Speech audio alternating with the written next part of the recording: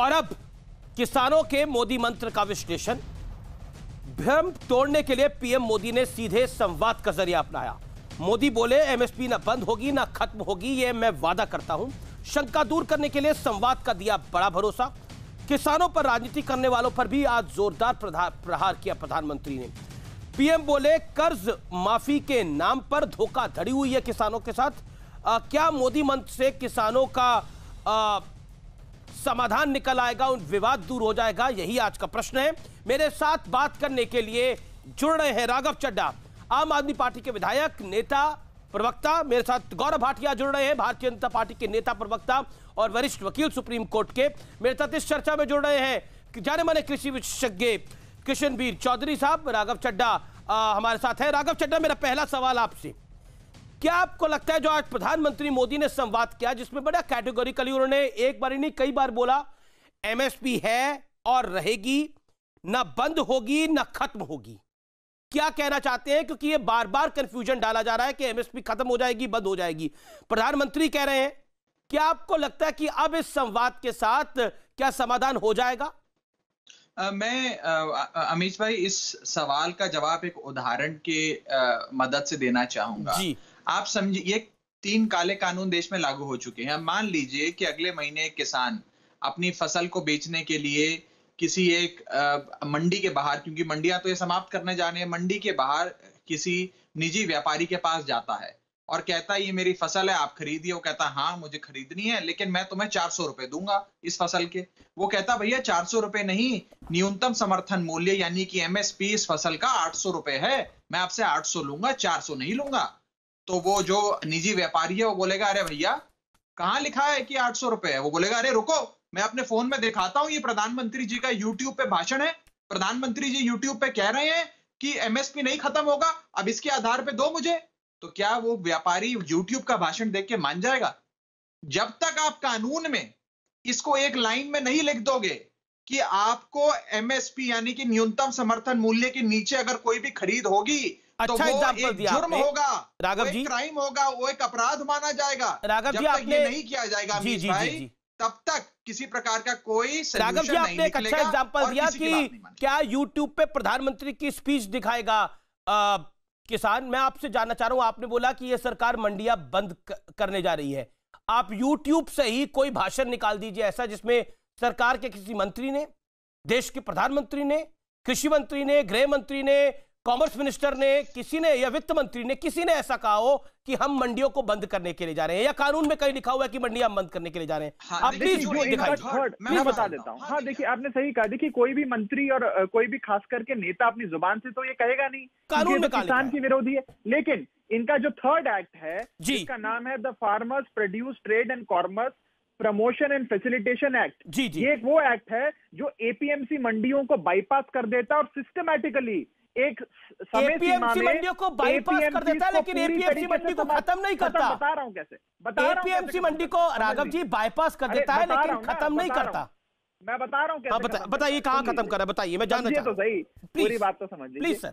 ये आप पहली नजर में पढ़ेंगे तो आपको लगेगा कि हाँ एपीएमसी की जो महत्व है उसे खत्म कर रहा है, एपीएमसी के महत्व को, एपीएमसी को नहीं, एपीएमसी के महत्व को खत्म कर रहा है और एपीएमसी के बाहर की एक रचना रच रहा है। जब आप बारीकी से इस कानून को पढ़ेंगे तो आप ये जो थर्ड लॉ है इसको पाएंगे कि एक सिस्टमैटिक तरीके से, समयबद्ध तरीके से एपीएमसी के महत्व को कैसे खत्म किया जाए और आने वाले समय में अच्छा एक बात बताइए, एक बात मुझे बताइए, ये कानून है। मैं आपसे जानना चाह रहा हूं, इस कानून जिसको आप काला कानून कह रहे हैं, जिसको विधानसभा में आपने पढ़ा, उस कानून को आपने गैजेट लाके लागू भी कर दिया, आपने लागू करा नहीं करा दिल्ली के अंदर? अमीश भाई ये बड़ा सवाल उठता है। अमीश भाई ये भाजपा वाले भी हमसे लगातार नहीं, इसका तो मैंने गैजेट देखा है जी। भाजपा वाले आपसे जो पूछते हैं उसका भाजपा को आप जवाब दीजिएगा, लेकिन मैंने खुद गैजेट देखा है इसका। अरे भाई आप तो निष्पक्ष पत्रकार हैं, मैं आपकी बात नहीं कर रहा, मैं तो भाजपा वालों की कर रहा हूं। मैं आपको ये कहना चाह रहा हूं कि हम पे ये सवाल दागते थे, हम ये कहते थे कि अरे भैया केंद्र का कानून है, केंद्र का कानून हर राज्य में अपने आप लागू होता है, राज्य सरकार के पास तो शक्ति है नहीं कि इस कानून को या तो लागू करे या लागू होने से रोक दे, वो तो ऑटोमेटिकली लागू हो जाता है। जैसे पंजाब में, राजस्थान में, हरियाणा में हर जगह लागू हो गया। लेकिन भाजपा हमारी मंशा पे हर प्रकार का शक पैदा करते थे। अच्छा ये बताइए, शक को दूर करते हुए सुन लीजिए, अब इस तो सारे पहले शक को दूर करते आपने हुए लागू दिल्ली करने के में तो तुरंत मुख्यमंत्री- जल्दबाजी कर दी, लेकिन बिल फाड़ने में देरी कर दी। तो सवाल तो खड़े होंगे ना राघव जी। इस सारे शक को दूर करते हुए इस सारे शक को दूर करते हुए दिल्ली के मुख्यमंत्री अरविंद केजरीवाल जी ने ये तीनों बिल फाड़कर ये पूरी तरीके से साबित कर दिया। ये तो एक फोटो कि अब भी आम होता है आदमी कि पार्टी तीनों बिल हमने तीनों फाड़ दिए कानूनों के खिलाफ है और हम इन तीनों कानूनों का विरोध करते हैं, मरते दम तक करते रहेंगे। नहीं बिल्कुल, आप किसी भी राज्य बिल्कुल आप कह रहे हैं कि मरते दम तक इसका विरोध करेंगे, लेकिन मैं आपको सितंबर 11 2016 का एक ट्वीट पढ़ के सुना देता हूं, हो सकता है आपकी जानकारी में हो सकता है ना हो। आप उसको भी डिलीट कर देंगे क्या? पंजाब आप दे नाल private investment to make agriculture more efficient, large scale private investment in markets and processing centres in every district where farmers will sell their produce. अब आप मुझे बताइए, ये किस सूट बूट वाले की आप लोग मदद कर रहे थे? किस कॉर्पोरेट इंडस्ट्रियलिस्ट की आप मदद कर रहे थे जब आप 2016 सितंबर में ये ट्वीट कर रहे थे केजरीवाल साहब की फोटो के साथ? तो ये कहीं ना कहीं आप यूटर्न तो ले रहे हैं ना राघव जी? नहीं कोई प्रूव हो रही है। हम पे अमीश भाई हम पे आरोप लग रहा है, आप यूटर्न ले रहे हो। हम पे आरोप लग रहा है कि आपकी मंशा नहीं है। अरे मंशा तो आम आदमी पार्टी के मुख्य और दिल्ली के मुख्यमंत्री ने साफ कर दी है तीनों बिल फाड़कर, और हमें अपना स्टैंड क्लियर किया। अब ये क्या बात था? बताइए, मैं आ रहा हूं उसी पे, मेरे को बोलने दीजिए, जरा थोड़ा सा बोलने दीजिए अमीश भाई, थोड़ा सा प्लीज। देखिए, अगर किसी राज्य के हाथ में होता कि ये कानून को लागू करे या इस कानून को लागू ना करे, तो मैं आपसे पूछता हूं, क्या पंजाब के लाखों किसान जो आज सिंगू बॉर्डर पे बैठे हैं, क्या वो कैप्टन अमरिंदर के घर का घेराव नहीं करते और कहते कैप्टन साहब मोदी ने तो लागू कर दिया, अपने राज्य में मत लागू होने देना, आप मुख्यमंत्री हो, आपके पास। ठीक है, मैं गौरव भाटिया का रुख करता हूं। अब आपने काफी देर बोला, 6 मिनट बोला आपने। गौरव भाटिया रूलिंग पार्टी के प्रवक्ता है, गौरव भाटिया का मैं रुख करता हूं। गौरव भाटिया, क्या आपको लगता है जो प्रधानमंत्री ने आज एक प्रयास करा संवाद को आगे बढ़ाने का, भ्रमजाल को तोड़ने का, क्या आपको लगता है उससे हो पाएगा? क्योंकि विपक्ष लामबंद है, उनको लग रहा है कि नरेंद्र मोदी के खिलाफ, आपकी पार्टी के खिलाफ एक मुद्दा मिल गया है, अब इसको बुलाओ, इसको इतना खींचो कि बीजेपी की हालत खराब हो जाए, वापस लेना पड़े कानून। अमित जी देखिए, आपने बिल्कुल नब्ज पकड़ ली है। जब जब श्री नरेंद्र मोदी जी ने ईमानदारी से देश के किसानों को संबोधित किया है तो आग विपक्ष में लगी है। और क्यों लगी है उसका जीता जागता उदाहरण आपके इस चर्चा में राघव चड्ढा है। आप जब प्रश्न पूछ रहे हैं वो घुमा रहे हैं, गोल गोल गोल गोल जलेबी बना रहे हैं। नरेंद्र मोदी जी ने, पहले मैं उनकी बात करूंगा, उसके बाद आऊंगा आम आदमी पार्टी अराजक अपराध पार्टी पे भी। बहुत अच्छी एक बात ये कही कि एमएसपी पे भ्रम फैलाया जा रहा है। नरेंद्र मोदी जी ने कहा एमएसपी नहीं हटेगा, 1.5 गुना करके लागू किसने किया था? स्वामीनाथन जी ने कहा कि नरेंद्र मोदी जी ने किया, 8 साल कांग्रेस ने नहीं किया। दूसरा भ्रम फैलाया गया कि भाई मंडी सिस्टम खत्म हो जाएगा, वही यहां राघव चड्ढा कर रहे हैं। तो राघव चड्ढा जी ने चर्चा में कहा मंडी समाप्त होने जा रही है। राघव चड्ढा जी से आपने भी पूछा, मैं भी पूछ लेता हूं, वो प्रावधान बता दें। तब उन्होंने गोल गोल घूम के बोला नहीं, बाईपास किया जा रहा है, समाप्त नहीं हो रहा है। तो मैं इतना ही कहूंगा, मंडी तो है ही, उसके अलावा एक विकल्प तैयार किया जा रहा है, इससे ही इन्हें दिक्कत है। और 2-3 देखिए दोगलापन की मिसाल है आम आदमी पार्टी और कांग्रेस पार्टी, उनके प्रवक्ता भी आ गए। आपने तो ट्वीट दिखाया, मेरे हाथ में आम आदमी पार्टी का पंजाब का मैनिफेस्टो है। मैनिफेस्टो क्या कहा था इन्होंने विधानसभा के चुनाव में? मैनिफेस्टो है, कौन इस वैधता की जांच करके दे रहा है कि वैध मैनिफेस्टो? मैं पहले अपनी बात रख लूं। अगर मिस्टर चड्ढा बीच में कूदना है तो फिर चर्चा वैसे भी हो सकती है, फिर आप सड़क छाप अनपढ़ गवार हो जाएंगे। करनी है वैसे चर्चा। अरे भैया वो तो समाजवादी पार्टी के प्रवक्ता गौरव भाटिया सड़क छाप होंगे। भाई साहब, हम तो संस्कार वाले लोग हैं। मैं कहीं पे समाजवादी पार्टी के प्रवक्ता गौरव भाटिया, बताइए राघव चड्ढा को मैं संभाल लूं या आप संभालेंगे? अरे समाजवादी गौरव जी, संभाल लेता हूँ। अरे समाजवादी गौरव जी क्या हो गया? मिस्टर चड्ढा इतने मत, क्या हो गया? आप मुद्दे पे रहिए ना, मुद्दे से मत भटकिए प्लीज। देश के किसान से क्यों खींच रहे हैं एमएसपी? गवर्नर है आप, क्यों अमेरिका के राष्ट्रपति हैं, कौन है आप मेरे भाई? कौन है बताइए मुझे। हम देश के आम आदमी हैं। आपके मुंह में दही जम जाती है जब मैं पूछता हूं। अच्छा एक एक करके तू मैं देश का आम आदमी, देश का आम आदमी करना बेटा, कोई दिक्कत नहीं है राघव चड्ढा। लाखों किसान पूरी चर्चा में यही होने वाला है। इस ठंड में सो रहे हैं, केजरीवाल को ही जवाब है आपके पास? आपकी बीजेपी, आपकी समाजवादी पार्टी के पास जवाब हो तो जवाब दो। राघव चड्ढा जवाब तुम्हें, ये भारतीय जनता पार्टी के प्रवक्ता है। मैं तो आज मुद्दे पे चर्चा करने आया हूं, अगर हिम्मत है तो चर्चा कर लो। ये 23 नवंबर को क्यों नोटिफाई किया था? ये मैनिफेस्टो है पंजाब का। क्यों बोला था एपीएमसी मार्केट का जो एक्ट है संशोधन करेंगे? क्या आप इसकी वैधता, क्या आप कह रहे हैं केजरीवाल, अमीश जी, क्या वैधता? अच्छा एक एक करके, जो भी कागज इनके, अच्छा मेरा निवेदन है एक एक करके, मेरा निवेदन है एक एक करके बोल ले। पहले 30 सेकंड गौरव भाटिया अपनी बात को कंप्लीट कर ले, फिर 30 सेकंड आप बोल लीजिएगा। राघव जी आपने पहले 8 मिनट 7 मिनट बोला था। गौरव भाटिया मेरे सवाल का, छोटे से सवाल का जवाब दे दीजिए आप। क्या आपको लगता है कि इस समय ठीक है आम आदमी पार्टी इसको पॉलिटिकली कैश कर रही है, कांग्रेस इसको पॉलिटिकली कैश कर रही है, लेकिन ये कमी तो आपकी है अगर 5% किसान भी आपकी बात को सही समझ पा रहा?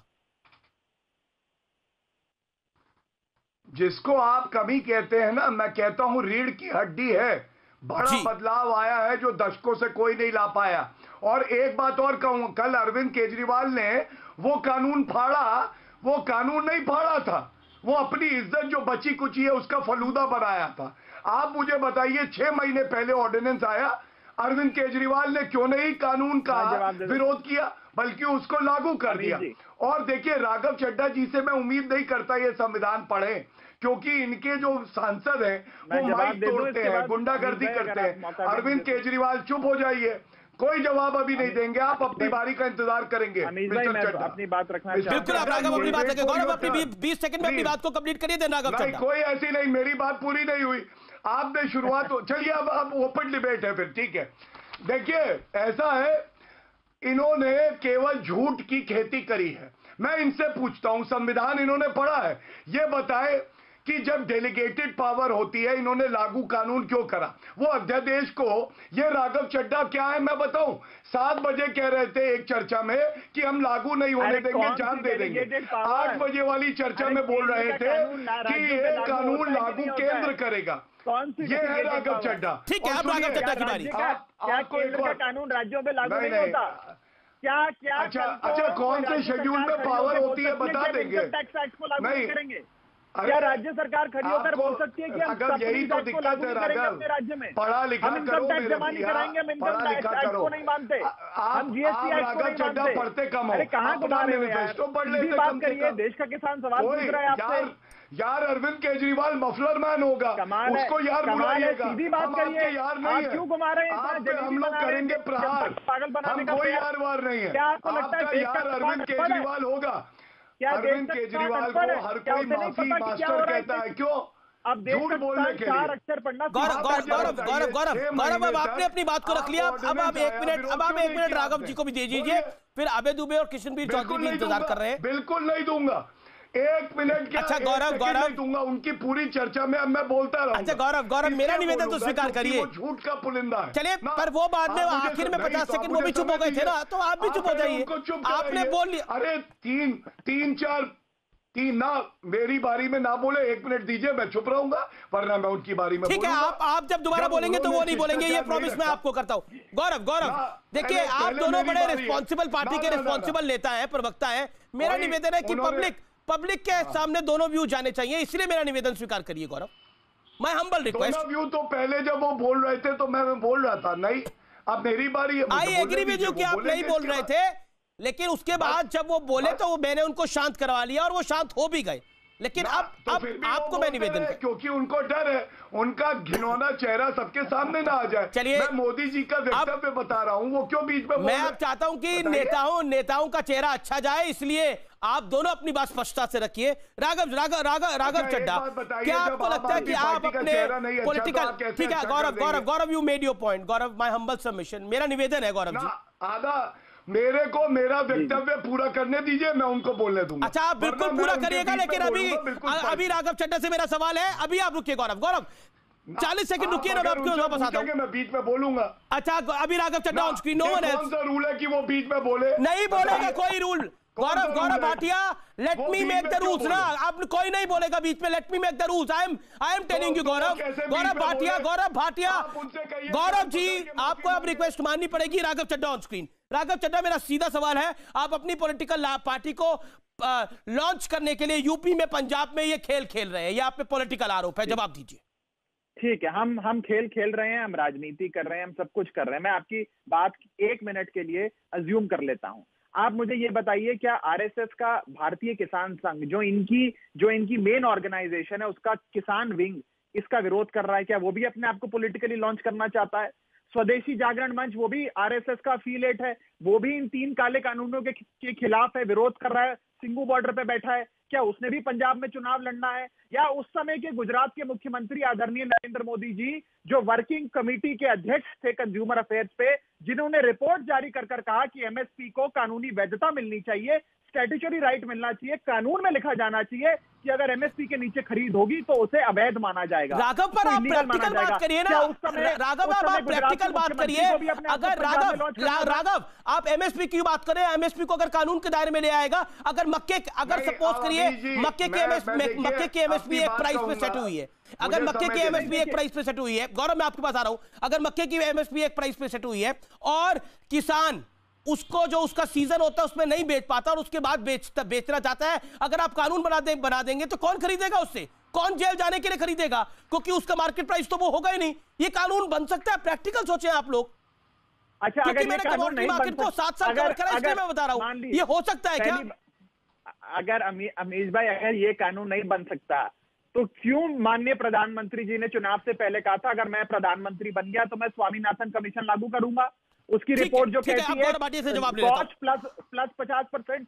मेरे साथ थ्रू है और किशनबीर चौधरी भी थ्रू है। प्रधानमंत्री जी ने जब वो गुजरात के मुख्यमंत्री थे, ये क्यों कहा था कि एमएसपी कानून होना चाहिए? क्या उस समय के मुख्यमंत्री को ये उदाहरण नहीं पता था? ठीक है, okay. Gaurav Bhatia, Raghav ji, you made your point, now Gaurav Bhatia, then Abhay Dubey. Jagran Manch को ये उदाहरण नहीं पता? सबसे पहली बात, अच्छा ये बताइए राघव जी, अब आपने अपनी बात को रखा, अब फिर बोल रहे, देखिए अब आपने देखा। राघव जी शांत रहेंगे, करके हटाएंगे नहीं। गौरव हो गया, वो चुप हो गए, अब बोलिए अपनी बात को आप। धन्यवाद। ये स्वामीनाथन जी ने क्यों नरेंद्र मोदी जी की तारीफ करी? मेरे हाथ में उनके लिखा लेख है जिसमें उन्होंने धन्यवाद दिया कि उन्होंने एमएसपी लागू किया है। स्वामीनाथन जी से ऊपर है क्या मफलर मास्टर अरविंद केजरीवाल? दूसरी बात, 6 महीने तक अरविंद केजरीवाल जी ने विरोध क्यों नहीं किया इस कानून का? तीसरा सवाल मेरा था, नोटिफाई क्यों किया आपने? चौथा सवाल था, आपके मैनिफेस्टो में क्यों है कि आप एपीएमसी एक्ट संशोधित करेंगे? इनके पास उत्तर नहीं है, हवा निकली हुई है। और आज मैं पुनः कहूंगा, अगर आप विधानसभा की मर्यादा को तार-तार करते हैं, बिल फाड़ के, कानून फाड़ के, तो आपकी जो बची कुची इज्जत है वो उड़ जाती है। और नरेंद्र मोदी जी ने आज एक बहुत अच्छी बात कही। उन्होंने कहा है किसानों के लिए, संवाद के लिए हमारे दरवाजे हमेशा खुले रहेंगे। हम लोग वो सरकार है जिसने किसानों को सॉइल कार्ड दिया, एमएसपी लागू किया, फसल बीमा योजना लाए, ये सब हमारे किए हुए कार्य हैं। और इसीलिए इन विपक्षी पार्टियों में बौखलाहट है। ये लोग जानते हैं कि किसान देश का आज भाजपा के साथ खड़ा है, सरकार के साथ खड़ा है। ठीक है Gaurav, you made your point. Raghav, मैं आपके पास आऊंगा, मुझे पता है आप हाथ खड़ा कर रहे हो, लेकिन अभय दुबे भी कम से कम पिछले 17 मिनट से 10 मिनट से 12 मिनट से हमारे साथ थ्रू हैं, वो भी इंतजार कर रहे हैं। अभय दुबे, मैं आपके पास आता हूं। आप पीछे रह गए इसके क्रेडिट में, क्रेडिट आम आदमी पार्टी ले रही है, तो आप भी चाहते हैं कि आपको भी थोड़ा क्रेडिट मिले। क्या आपको लगता है जो आज प्रधानमंत्री ने संवाद किया है आप ही के राज्य के किसानों के साथ, क्या आपको लगता है उससे हल निकलना चाहिए? क्या आप चाहते हैं कि इसका समाधान निकले, या फिर आपको लगता है ये बखेड़ा खड़ा रहना चाहिए? हम चाहते हैं अमीश देवगन जी की सारा का सारा श्रेय प्रधानमंत्री जी को दें। हम हार पहनाने भी आएंगे प्रधानमंत्री जी आपको। आज प्रधानमंत्री जी, मैं आपसे कहना चाहता हूं कि ये कृषि के सुधार का नहीं, पूंजीपतियों के उद्धार का कानून है। आपने कहा कि कोई मंडियां खत्म नहीं होगी, कोई एमएसपी समाप्त नहीं होगा। आज आप मध्य प्रदेश के किसानों से बात कर रहे थे प्रधानमंत्री जी, आज जब आप बात कर रहे थे ना, तो कृषि उपज मंडी ने रिपोर्ट अपनी जारी की, ई अनुज्ञा रिपोर्ट। उसने बताया कि मध्य प्रदेश में, गौर से सुनिएगा अमीश देवगन जी, 47 कृषि उपज मंडियां बंद हो गई कानून आने के बाद। 47 नॉन अराइवल, एक दाना भी अन्न का वहां नहीं आया। 143 मंडियां ऐसी जिसमें 50% कारोबार वहां का रह गया। प्रधानमंत्री जी जिस दौरान ये मंडियां बंद हुई कानून आने के बाद, अमित जी पूछ मध्य लीजिए प्रदेश कौन सी में रिपोर्ट है। मक्का बिक रहा था। मक्के का दाम 710 रुपए बिका। प्रधानमंत्री जी मैं रसीद आपको भेज सकता हूं। और मैं एक भी शब्द झूठ बोलूं अमीश देवगन जी तो भारतीय जनता पार्टी मुझ पर वो डिफेमेशन का रिपोर्ट केस दिखाइए, जरूर। बस इतना ही चाहता हूँ अभय जी, वो रिपोर्ट दिखाइए, चैनल पे रिपोर्ट दिखाइए। मैं सुनिए ना प्लीज। गौरव रिपोर्ट दिखाइए। उनको आप 1 मिनट तो दीजिए अपनी बात को रखने का। वो पहली बार बोल रहे हैं कार्यक्रम में। जब तक देखिए टेक्निकल इशू है, मेरे मोबाइल से कर रहा हूं क्योंकि इनका कैमरा आया नहीं है स्टूडियो में, तो मैं आपको शो खत्म होने के पहले सारी रिपोर्ट देकर जाऊंगा।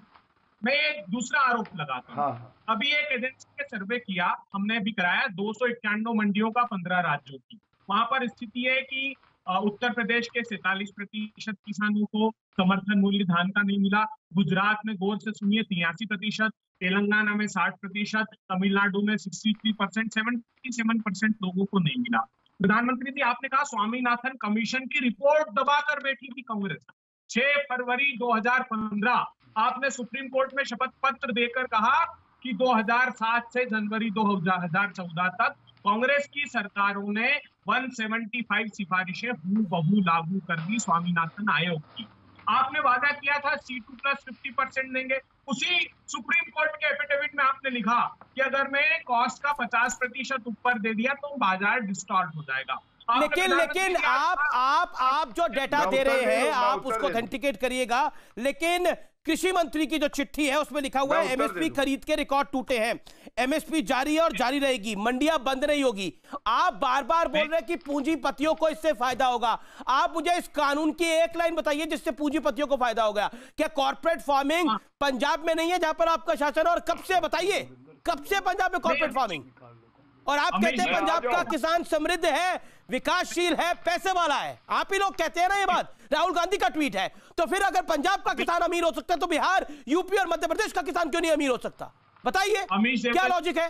आप बहुत विद्वान प्रवक्ता हैं, आपने इस विषय पर सबसे अच्छी डिबेट कराई है। मैं सिर्फ 10 सेकंड आपसे और चाहता हूं। आज प्रधानमंत्री जी ने कहा कि हमने लागत मूल्य कम कर दिया। प्रधानमंत्री जी 25 रुपए आपने डीजल पर बढ़ा दिए। प्रधानमंत्री जी कीटनाशक से लेकर कृषि यंत्रों पर आपने 18% तक जीएसटी लगा दिया। 15,000 रुपए एकड़ कॉस्ट बढ़ा दी आपने। आप मेरे सवाल का जवाब दीजिए। आप तो अपनी राग अलाप रहे हैं। आप कह रहे हैं कि आप मेरे सवाल का तो जवाब दीजिए।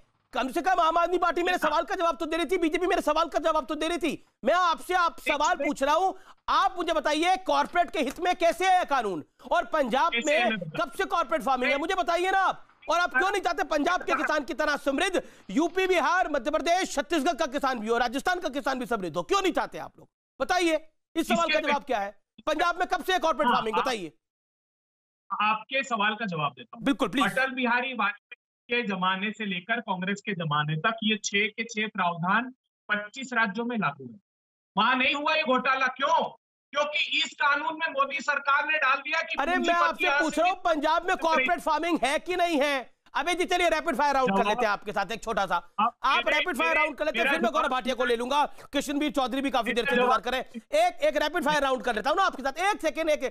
आपने वो कॉफी विद करण तो देखा ही होगा। ये कॉफी विद करण तो नहीं है, लेकिन आज किसान की बात के ऊपर रैपिड फायर राउंड आपके साथ में कर लेता हूं। 10 सेकंड का एक सवाल का जवाब दे दीजिए।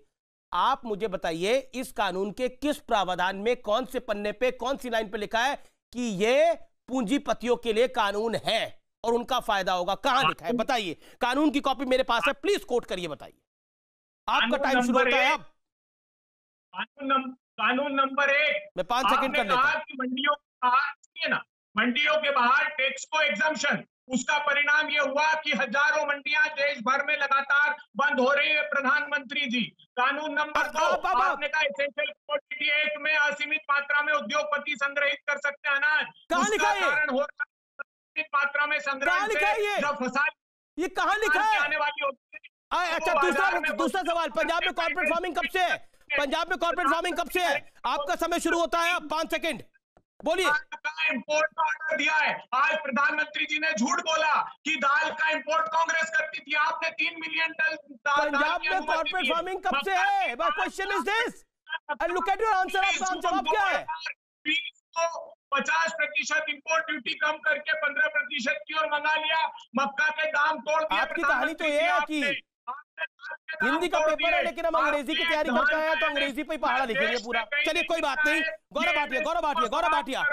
भाटिया देखिए, ये राग बार बार अलापा जा रहा है कि पूंजीपतियों का कानून है, इससे कॉर्पोरेट इंडिया को फायदा होगा, इससे बहुत कुछ होगा। मैं आपसे 30 सेकंड में जाना चाहता हूं, आपका भी शाम शुरू होता है, अब रैपिड फायर राउंड में आपके साथ भी करता हूं। क्या आपको लगता है आप पूंजीपतियों को फायदा देने के लिए कानून लेके आए हैं? बोलिए। देखिए, सबसे पहले तो आप गणित का प्रश्न पूछेंगे, उत्तर विज्ञान का देंगे, ऐसे प्रवक्ता है कांग्रेस के। ये मेरे हाथ में क्या है? कैप्टन अमरिंदर सिंह का ट्वीट है, कह रहे थे रिलायंस मैं लाया पंजाब में, हटा दिया अकाली ने और इससे नुकसान हो गया। ये होता है पूंजीपतियों की सरकार। मेरे हाथ में। दूसरी बात, दूसरा सवाल, मेरा दूसरा सवाल तो सुनिए। मेरा दूसरा सवाल तो सुनिए। मेरा आपसे सवाल है, मेरा आपसे सवाल है, क्या भारतीय जनता पार्टी की सरकार जो कानून लेकर आई है उसमें जैसे बार बार कहा जा रहा है मंडियां अपने आप वाइप आउट हो जाएंगी, जो उदाहरण अभय दुबे ने दिया? देखिए अमीर जी, बिल्कुल गलत, बिल्कुल गलत, बिल्कुल गलत, झूठ झूठ झूठ। इन लोगों ने कानून भी नहीं पढ़ा है। अभी मैं 2-3 सवाल अगर दाग दूं तो अभय दुबे और राघव चड्ढा भाग जाएंगे डिबेट छोड़ के। वो क्यों है? क्योंकि ये कानून क्या कहता है, मंडी यथास्थिति बनी रहेगी और एक बाजार और विकल्प के तौर पे मिलेगा। जिस किसान को मंडी में बेचना है वो मंडी में बेचेगा और जिसको बेहतर दाम मिलेगा वो बाहर बेचेगा। अगर उसको मंडी में बेहतर मिलेगा तो वहां बेचेगा, वरना बाहर। मंडी खत्म होने की तो कोई बात ही नहीं है। तभी जब आपने पूछा प्रावधान कौन सा, तो इधर उधर जलेबी बना। ठीक है, लेकिन आपने ऑन अ लाइटर नोट में एक बात करना चाहता हूं। आपने बोला राघव चड्ढा और अभय दुबे भाग जाएंगे, लेकिन अब राघव चड्ढा तो भाग नहीं रहे, वो तो अब यूपी में भी आ रहे हैं जहां से आप आते हैं। वो तो अब यूपी में भी आ रहे हैं, वो तो उत्तराखंड में भी आ रहे हैं। वो भाग नहीं रहे, आ रहे हैं। ये बहुत अच्छा सवाल है।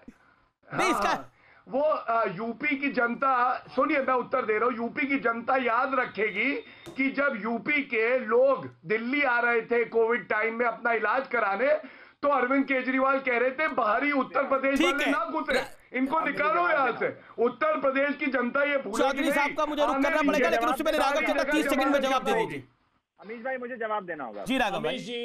देखिए ऐसा है, देखिए पहले तो मैं ये कागज फाड़ने, बिल फाड़ने वाले पे आपको मैं बता दूं कि देश के हमारे फादर ऑफ द नेशन जिन्हें कहते हैं बापू महात्मा गांधी ने भी साउथ अफ्रीका के अंदर एक सिटीजनशिप कार्ड फाड़ा था, उसे जलाया था जनता के सामने, क्योंकि वो उस समय के एक सिटीजनशिप कानून का विरोध कर रहे थे साउथ अफ्रीका में, और उसके बाद उन्हें महात्मा शब्द की उपाधि मिली।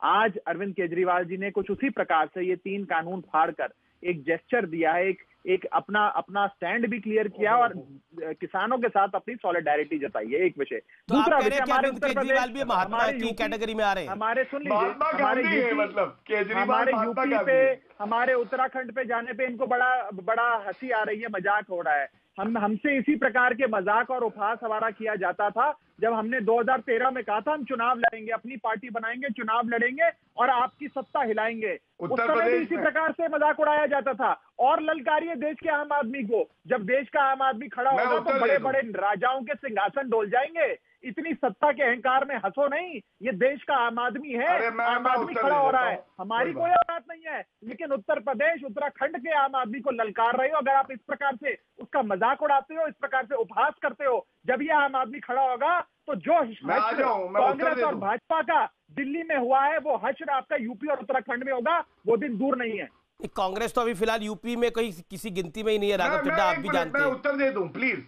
नहीं तो चाहे वो गौरव भाटिया की पुरानी पार्टी समाजवादी पार्टी हो या गौरव भाटिया की नई पार्टी भारतीय जनता पार्टी हो, गौरव भाटिया। हाँ जी, देखिए सबसे पहले तो महात्मा गांधी से तुलना कर दी अरविंद केजरीवाल की। मैं आपको बताऊं, महात्मा गांधी जी झूठ नहीं बोलते थे राघव चड्ढा। अरविंद केजरीवाल ने तो अपनी पत्नी और बच्चों की कसम खाई थी कि मैं कांग्रेस से समर्थन नहीं लूंगा। ये तो अरविंद केजरीवाल वो है जिन्होंने अपने गुरु अन्ना हजारे को नहीं छोड़ा, उनको भी ठगा, कहा था राजनीति में नहीं आऊंगा। और ये वो अरविंद केजरीवाल है जो बार बार केवल और केवल भ्रम की राजनीति करते हैं, ये केवल दिखावा करते हैं। मिस्टर चड्ढा, आप आइए उत्तर प्रदेश। उत्तर प्रदेश में पहले भी आपने चुनाव लड़ा है, मैं आपको जानकारी दे दूं। कृष्णवीर चौधरी की जमानत जब्त हो गई थी वहां पे। अच्छा, कृष्णवीर चौधरी काफी देर से है, बीच में उनका कनेक्शन टूट गया था लगता है, अब मेरे साथ दोबारा जुड़ गए। कृष्णवीर जी, आपको मेरी आवाज मिल रही है अभी? आइए चौधरी साहब। हाँ, मिल रही है, बहुत देर से मैं सुन रहा हूँ। जी जी, सुन रहा हूँ मैं। माफी चाहते हैं, आपके पास लेट आ रहे हैं। ये कानूनों को लेकर जो प्रधानमंत्री ने आज भ्रम दूर करने की बात करी है और जिस तरह की पॉलिटिक्स हो रही है, एज अ किसान नेता आप क्या कहना चाहते हैं? देखिए, कौन से पार्टी की बताऊं, कांग्रेस की बताऊं या आपकी बताऊं, क्या करूं? आप ये बताइए, दिल्ली में कितने लाख टन गेहूं खरीदा नरेला बवाना की मंडियों में? आप पार्टी की सरकार थी अभी, तब तो ये कानून नहीं आया था, तब तो अध्यादेश नहीं था, तो नहीं खरीदा गेहूं बिल्कुल। तो ये सब चीजें कहने में और करने में बड़ा अंतर है। कहना बहुत आसान है, करना बहुत जिम्मेदारी का काम है, जो इन्होंने नहीं किया किसानों के साथ दिल्ली की सरकार ने। अब मैं आता हूं कि 2006 में जब स्वामीनाथन कमीशन की रिपोर्ट आई थी, तो मैं तो 2005 से उसमें रिपोर्ट बनवाने में कितनी बार मीटिंग में बैठा हूं, बात हुई है। भारतीय किसान यूनियन के अध्यक्ष उस समय बेचारे बुजुर्ग आदमी महेंद्र सिंह टिकैत उसमें बैठे, तो हम लोगों ने, और उसमें कामरेड अतुल अंजान उसमें सदस्य थे खुद उसमें, तो हम लोगों ने तब सारा जो है डॉक्टर स्वामीनाथन से जब बात हुई, तब तो रिफॉर्म की बात इसलिए थी कि भाई बाजार में शोषण हो रहा है, किसान मर रहा है। 8% आज सिर्फ किसानों की एमएसपी पर खरीद होती है, 92% किसानों की दुर्गति होती है। आंकड़े की बात मैं नहीं कर रहा, हकीकत की बात कर रहा हूं। अब 92% कहां जाके मरे? अगर वो इतनी बढ़िया नीतियां थी तो ये किसान कर्जे में क्यों दब के मरा? क्यों किसानों ने 3 लाख से ज्यादा ने आत्महत्या करी? उसको बाजार में जब तक नहीं खड़ा होने देंगे आप, तब तक उसका शोषण होता रहेगा। ये बात चौधरी चरण सिंह ने कही, ये बात देश के पहले कृषि मंत्री डॉक्टर पंजाब राव देशमुख ने कही, लेकिन जैसे ही बाजार में किसान को खड़े करने की बात आई तो सबको अब जो है मिर्ची लग गई है। आप ये बताइए भैया, आपने क्यों नहीं किया बाजार में खड़े करने का काम? आपके किसी ने हाथ जवाब दूंगा। आज राघव चड्ढा 30 सेकंड में जवाब दीजिए, फिर जवाब नहीं चाहिए। अरे जवाब नहीं चाहिए, मनमोहन सिंह से बात करवाइए, जवाब मनमोहन सिंह जी दे सकते हैं। आपकी हैसियत नहीं है जवाब देने की। अरे कांग्रेस क्या जवाब देगी, जिस कांग्रेस ने किसानों को स्क्रीन पर किसानों को कर्ज में बांध दिया, किसानों को कांग्रेस से सवाल है, जो आपसे सवाल होगा आपके जवाब अबे दुबे करोगे। अरे क्या आपको मौका दूंगा राघव, अबे दुबे। ये किसका मैनिफेस्टो है? अरे किसका मैनिफेस्टो है ये किसने लिखा? ये तुमने लिखा। अरे 2006 से 2019 तक, अरे वो कहाँ? ये कृषि विशेषज्ञ है, बताइए, जो 8 मुख्यमंत्रियों की कमेटी के चेयरमैन बने। अरे हुड्डा जी ने हमसे कहा, ये गलत बात है, ये गलत बात। अरे मैं डिबेट कर रहा हूँ, 10 साल से मैं देख रहा हूँ इनको। ये किसान के खिलाफ जाना पड़े तो भी जाएंगे। भारतीय जनता पार्टी के पक्ष में क्या बोलते हैं? ये गलत बात है। नहीं बुलाया, हुड्डा जी ने हमसे बात करी, हमसे बात हुई मोदी जी और ने उन्होंने रिपोर्ट दी। अरे समर्थन मूल्य के ऊपर अगर बोनस दिया तो मैं अनाज खरीदना बंद कर दूंगा। बता दो। बताइए, अरे 2013 में कपिल सिब्बल जी पार्लियामेंट में बोल रहे हैं, अरे कैसे लुटवा के छोड़ोगे? मैं एक बात कह रहा हूँ, जाके मनमोहन सिंह जी से जाइए, उनसे ट्रेनिंग लेके आइए, तब बात करना। अरे तुम तो अरे गमलों में करोड़ों की डिस्काउंट हो जाएगा, करोड़ों की गोभी गमलों में। अरे भूमाफियाओं को पाल के किसानों की जमीन लुटवा के, अरे क्या बोल रहे हो? क्या बात करने लायक हो? अगर तुम काम करते तो किसान कर्जे में नहीं बढ़ता। अरे चौधरी साहब अबे Dubey silent, audio sound, put audio sound of. Okay अबे दुबे, आपने बोला ये बीजेपी के हैं, एक कृषि विशेषज्ञ हैं जो आपके पक्ष की बात नहीं कर रहे, वो आपको आईना अगर दिखा रहे हैं या फिर वो आपकी सरकारों की बात करें तो वो बीजेपी की हो गई। ये क्या तरीका है जी? जो आपकी पक्ष की बात नहीं करेगा वो बीजेपी का हो जाएगा, ये तरीका गलत है ना। आप अपनी बात रखिए, वो अपनी बात रखे। कृष्णवीर चौधरी को शायद आप नहीं जानते, इस देश के लोग अच्छे खासे जानते होंगे। आपकी सरकारों में भी ये कृषि विशेषज्ञ ही थे और आपकी सरकारों की कमेटी में रहते थे। आपको जानकारी है कि नहीं है?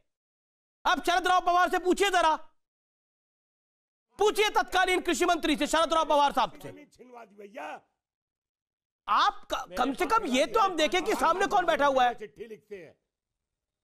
बोले आबे दुबे अब अपनी बात को। मैं जानता हूं, मेरे 5 सवालों वो नहीं कहीं, बस मेरे 5 सवालों के पॉलिसीज में कहीं नहीं थे, कृष्णवीर जी, कहीं पॉलिसीज में नहीं थे। अगर आप किसानों के हित कोई हिस्सेदारी नहीं है तुम्हारी, हमारी हिस्सेदारी नहीं है पॉलिसीज में। तो आपने 15 साल से लड़ते आ रहे हैं, 15 साल हो गए लड़ते लड़ते। 12 जून, अरे सुनिए बाप, अरे बाप सुनिए, कोई लड़ते नहीं आए किसानों के लिए, आप भारतीय जनता पार्टी के लिए लड़ते हुए आए। मैंने हर डिबेट में आपको देखा है। मुझे 5 सवालों के जवाब दीजिए साहब, तो सिर्फ 5 सवालों के। अरे क्या बात करते हो, कॉस्ट प्लस, अरे C2 के ऊपर दिया क्या बताइए, C2 के ऊपर 50% दिया, स्वामीनाथन कमीशन की बात करते हैं, क्या बात करते हैं आप? मुझे एक सवाल का जवाब दीजिए, धैर्यपूर्वक सुनिए।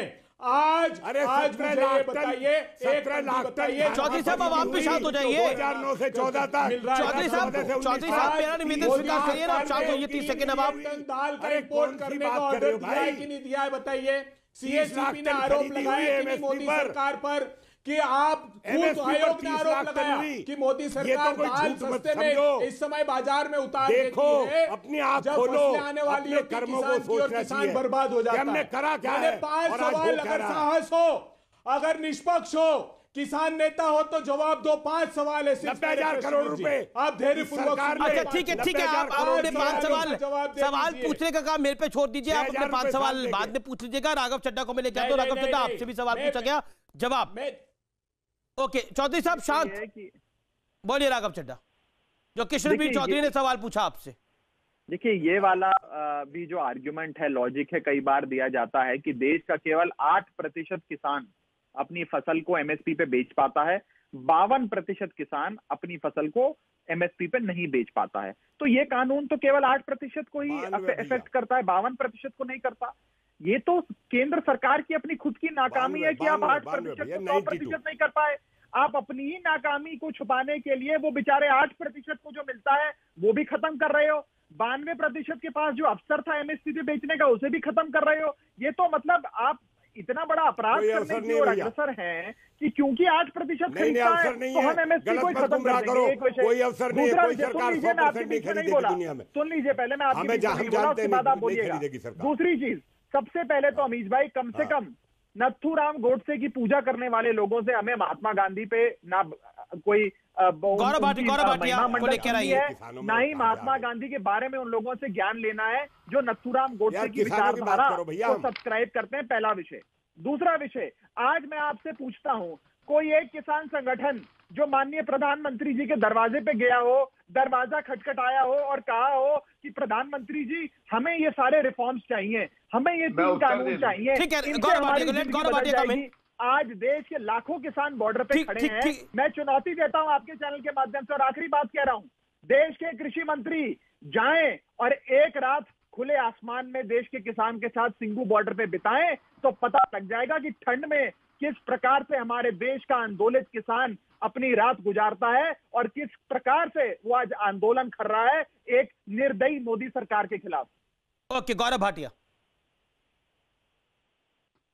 अमीश जी देखिए, ऐसा है, यहाँ पे सबके पास प्रश्न है और उत्तर केवल नरेंद्र मोदी जी और एनडीए की सरकार के पास है।